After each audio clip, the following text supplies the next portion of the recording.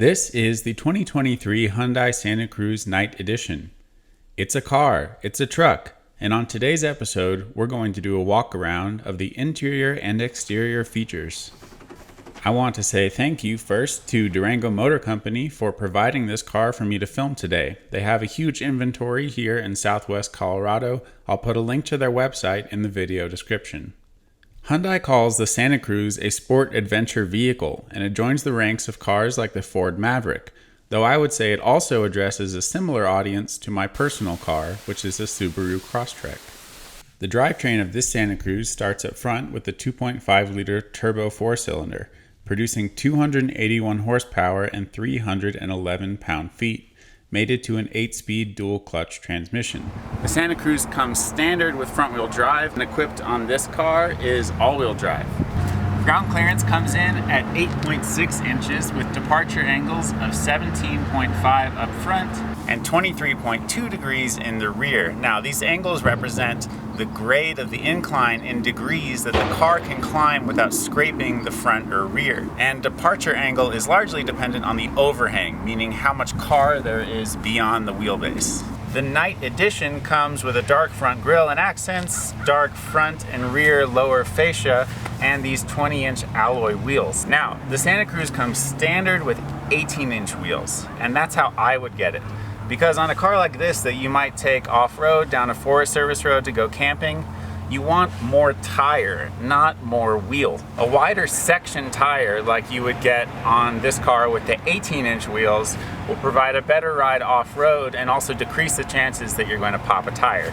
Regarding the Night Edition's dark front and rear lower fascia, as I learned recently from the body shop estimate when I hit a deer with my Crosstrek, black plastic like this is easier to fix and cheaper to replace than if it's color matched to the paint, because these don't need to go into the paint booth. So black plastic panels on the edges of a car that you might take off-road make a lot of sense when you might scrape or damage them and need to fix or replace them.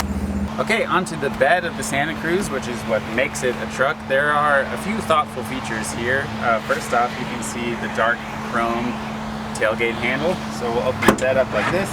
And then second, which I really like that you can get from the factory, is the tonneau cover, which opens with this handle and rolls back. Obviously that provides great anti-theft and weather protection. Along with the bed itself, you also have a secondary compartment underneath, which has a drain, which means you can fill it with ice and use it as a cooler for things. Along with that, you also have, I count 10 tie-down loops in various locations. Some of them on this rubber cover, and then some of them actually hard mounted onto the bed itself.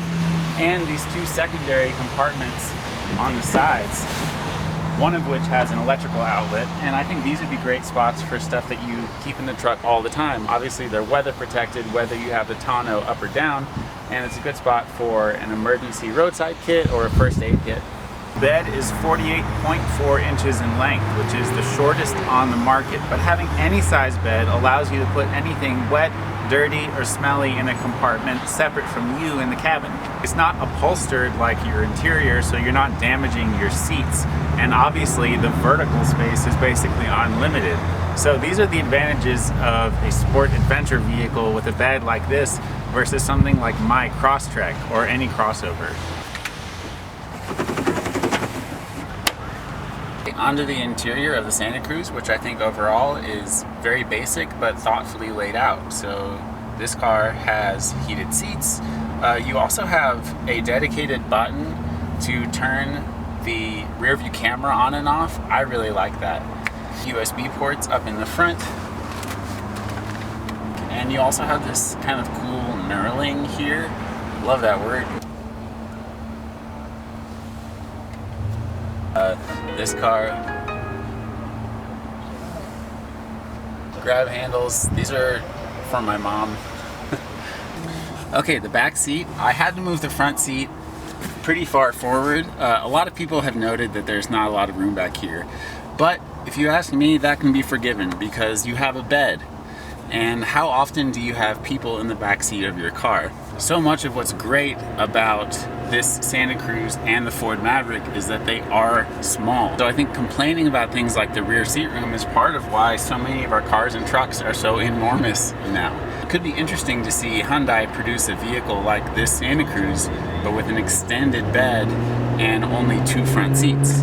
Overall, I get the Santa Cruz. It makes sense to me. If you want the comfort and driving dynamics of a car with the versatility of a pickup, it meets you right there in the middle. That does mean it's inherently compromised as a car in terms of things like rear seat room. It's inherently compromised as a pickup in terms of things like bed length. And it has independent rear suspension, unlike the beefier setup that you might get with your F-150. I'm not going to be driving the Hyundai Santa Cruz today. Durango Motor Company was very generous just to let me film it, and in order to simplify the ask, I said I'll film it all on your lot. I don't even need to move the car. But if you all enjoyed the video and you want to see me drive next time, you don't need to buy a car, maybe just go visit their website. And maybe they'll lend me another car and maybe I can drive it. So thank you so much for watching the video. If you enjoyed it, please like it down below, subscribe to the channel, and I'll see you next time. Have your cake and eat it too. You can peel the orange and keep it in your pocket. You can fly the plane as a passenger. You can blow the smoke back into the cigarette. You can go for a swim and stay dry.